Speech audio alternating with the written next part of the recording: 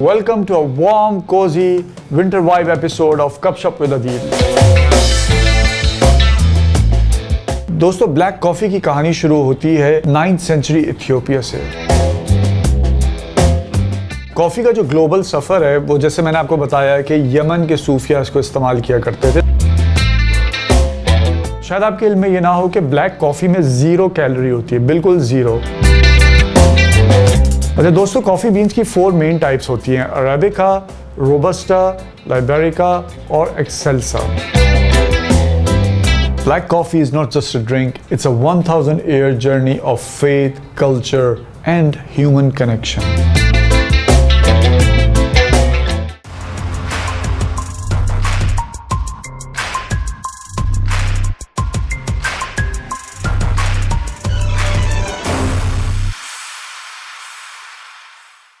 अस्सलाम वालेकुम दोस्तों, welcome to a warm, cozy winter vibe episode of cup shop with Adeel.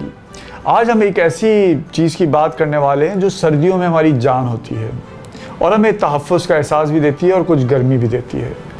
मैं बात कर रहा हूँ ब्लैक कॉफ़ी की।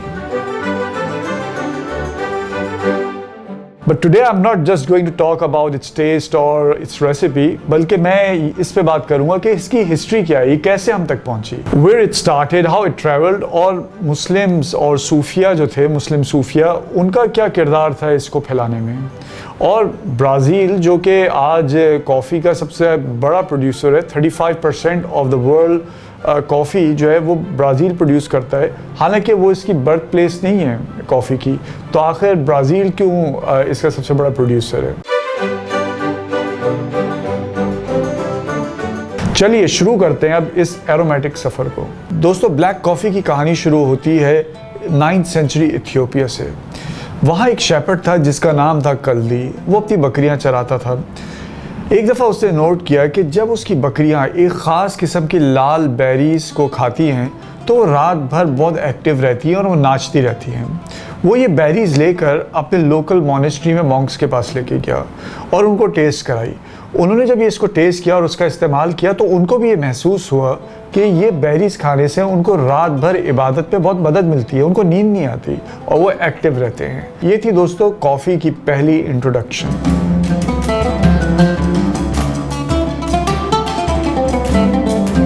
लेकिन दोस्तों, कॉफ़ी की जो शेप आज हमारे सामने है, जो हम लिक्विड फॉर्म में पीते हैं, तो ये जो फॉर्म है ये सबसे पहले जो स्टार्ट हुई वो यमन से हुई।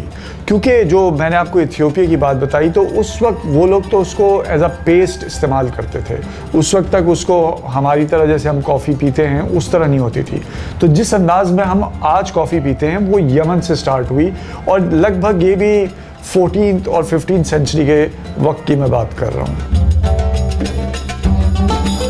इंटरेस्टिंग बात यह है कि यमन में जो सूफिया थे, जो ज़िक्र व अस्कार और रात भर क़यामुल लैल के उनके मामूलात हुआ करते थे, तो वो इस कॉफ़ी को उस तरह यूज़ करते थे जिसमें ख़ास तौर पे शाज़लिया जो सिलसिला है सूफिया का, उसके जो बड़े हज़रात थे वो इसको इस्तेमाल किया करते थे। कादरिया सिलसिले के जो बड़े सूफिया थे वो इसको इस्तेमाल किया करते थे।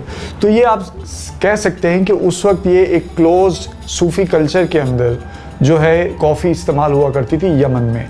ये मैं बात कर रहा हूँ 14वीं और 15वीं सेंचुरी ईस्वी की। कॉफ़ी का जो ग्लोबल सफ़र है वो, जैसे मैंने आपको बताया कि यमन के सूफिया इसको इस्तेमाल किया करते थे, तो वहीं यमन के जो मर्चेंट्स थे, ट्रेडर्स थे, वो इसको हिजाज़ की तरफ लेके गए, यानी मक्का और मदीना की तरफ। आपको मालूम है कि मुसलमानों का बहुत बड़ा इवेंट हज का होता है मक्का और मदीना में, तो जिसकी वजह से दुनिया भर के मुसलमान उस इलाके में आते हैं। तो वहाँ से कॉफ़ी को सही मायनों में प्रमोशन मिली।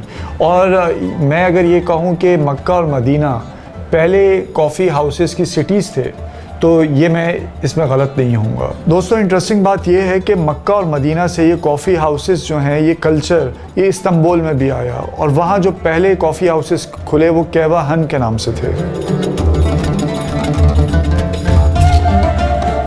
और फिर ये सफ़र आगे चलता ही गया। ऑटोमन एम्पायर से ही आगे यूरोप तक गया, वेनिस, पेरिस, लंदन, वियना।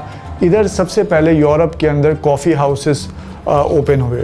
क्योंकि आपको मालूम है कि ये जो यूरोपियंस थे ये उस वक्त कॉलोनियल पावर्स थे, तो उन्होंने अपने इन्फ्लुएंस के अंडर जो जगहें थी वहाँ जाके इनको प्लांट किया, ख़ास तौर पे साउथ अमेरिका में और कैरेबियन में। दोस्तों इधर मैं एक बात बताना चाहूँगा कि यमन जो है वो एक वहाँ लैंड जो था लिमिटेड था, ड्राई क्लाइमेट था, पहाड़ थे, इस वजह से कॉफ़ी की जो प्रोडक्शन है उसको बढ़ाया नहीं जा सकता था।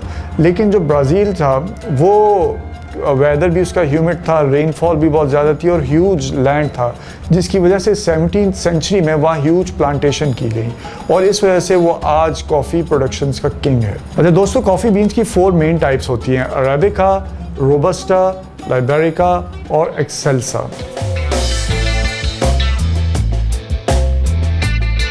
शायद आपके इल्म में ये ना हो कि ब्लैक कॉफ़ी में 0 कैलोरी होती है, बिल्कुल 0।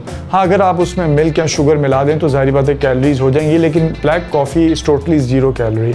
दोस्तों ब्लैक कॉफ़ी के कुछ हेल्थ बेनिफिट्स भी हैं, मसलन ये टाइप 2 डायबिटीज़ के जो लोग हैं उनके लिए बेनिफिशियल है।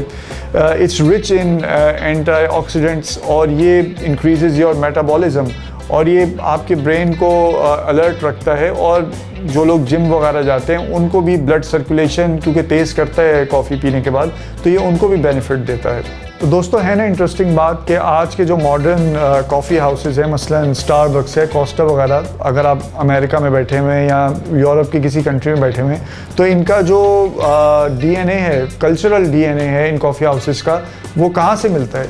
वो मिलता है ऑटोमन के जो कॉफ़ी हाउसेस थे जिसका मैंने जिक्र किया, कावाहान का, और इसके अलावा जो यमन के जो मुस्लिम सूफ़ी सर्कल्स थे वहाँ से जाके मिलता है, वहाँ से इसकी इंस्पिरेशन है ना इंटरेस्टिंग बात। तो दोस्तों ये थी हमारी दोस्त ब्लैक कॉफ़ी की मुख्तसर कहानी, जो शुरू होती है इथियोपिया के हिल्स से, फिर चलती है यमन के सूफ़ी सर्कल्स में, फिर आती है हिजाज़ में, और फिर ऑटोमन के पैलेसेस में, और फिर वेनिस, वियना और लंदन और पेरिस के कॉफ़ी हाउसेस में, और फिर साउथ अमेरिका और दीगर जो कैरेबियन जगह हैं उधर जाके इसकी प्लांटेशन होती है। Black coffee is not just a drink, it's a 1000 year journey of faith, culture and human connection. अगर आपको एपिसोड पसंद आए तो काइंडली इसको शेयर करें, लाइक करें, and see you next time. Take care, अल्लाह हाफिज़।